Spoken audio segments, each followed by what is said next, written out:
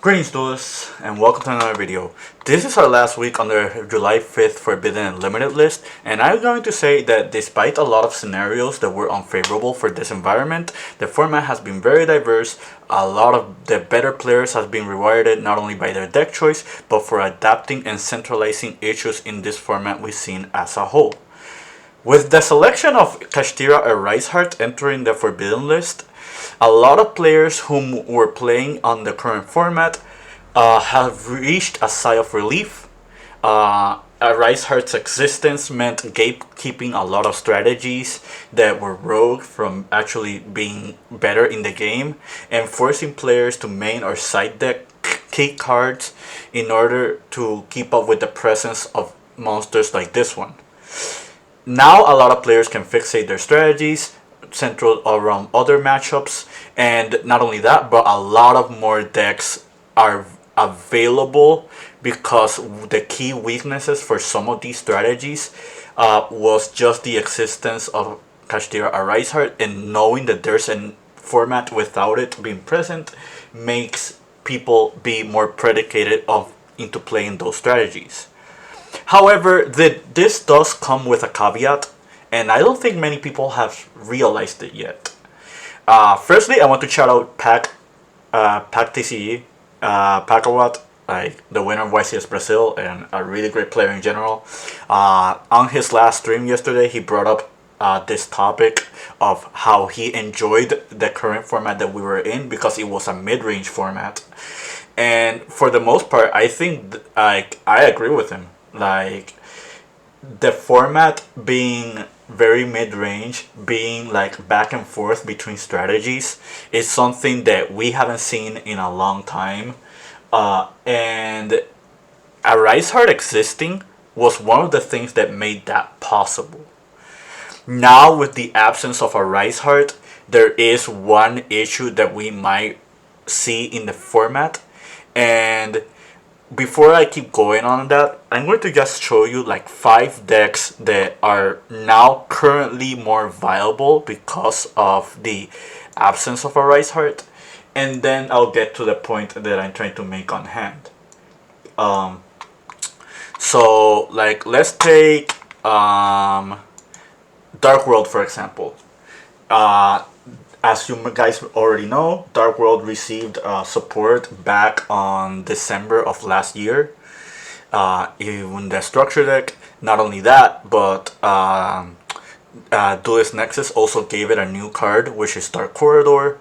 However, despite the new tools that it got and a lot of really good cards in the strategy, because I don't think people could disagree that the new cards that were given for Dark World really were strong.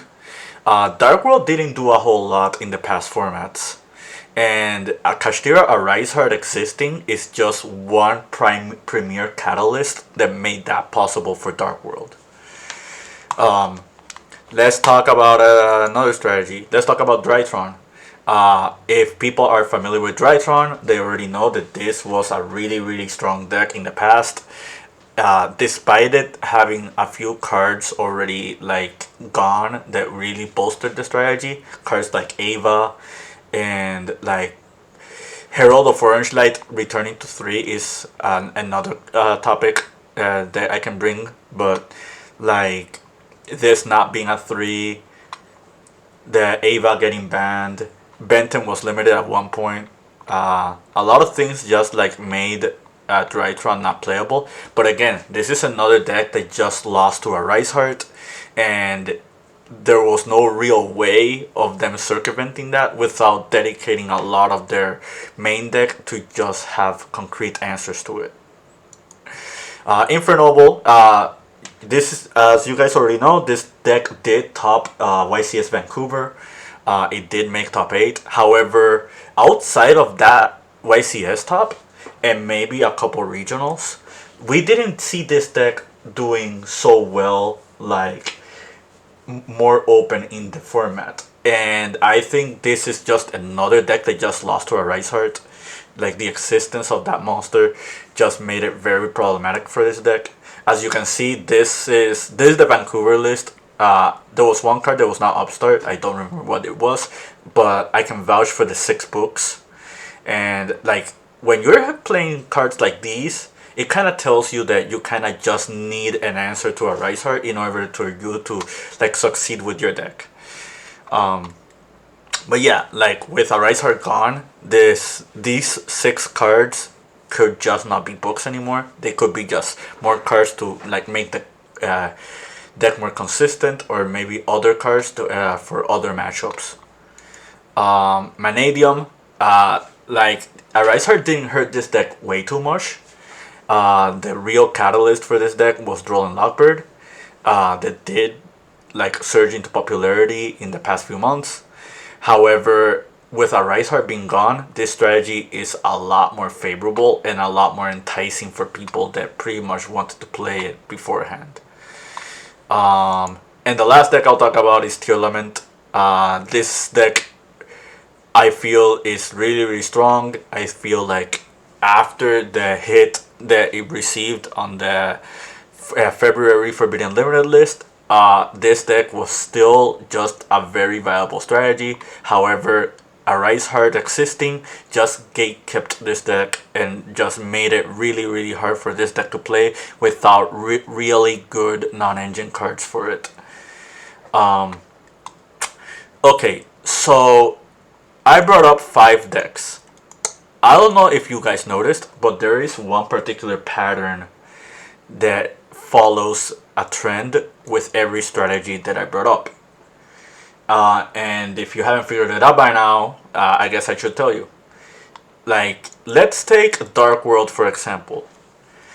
If you go against a Dark World player and they go first, and they like pretty much resolve all their plays, I think there's not going to be a third turn. I don't think we're going to be having a straight back and forth against a deck like Dark World if they resolve everything that they want to do with their strategy.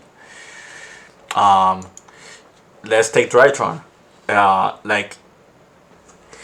This is not like the most optimal build of Drytron, but for those people who did play against Drytron in the past, they already know about Herald of Ultimateness, and this was like one way for them to like decide the first duel.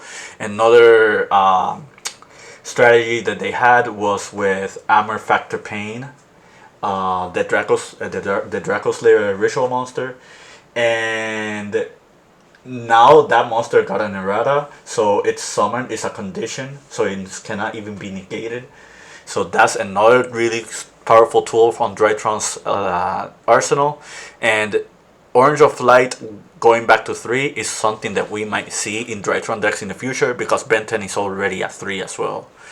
So what I'm getting to this is, if you go first, like if you go second against Drytron and they resolve everything, there's not going to be a third or fourth turn either. For Noble Knights, let's say for example they open Neo Space Connector and they summon the Aqua Dolphin, and they looked at your hand and then they like chose a card and picked it apart. And let's say like later in the same turn they do like Connector, bring back the Dolphin from graveyard.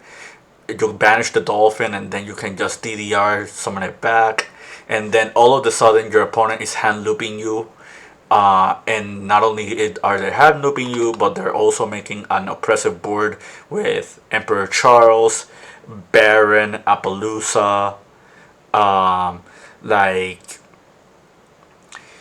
and stuff like that. So against Infernoble Knights, if their plays go through, even if you break their board or not, there's not going to be many turns as well with this deck either. I don't think I have to explain Manadium. Manadium is like one of the number one reason people started playing Droll in the first place.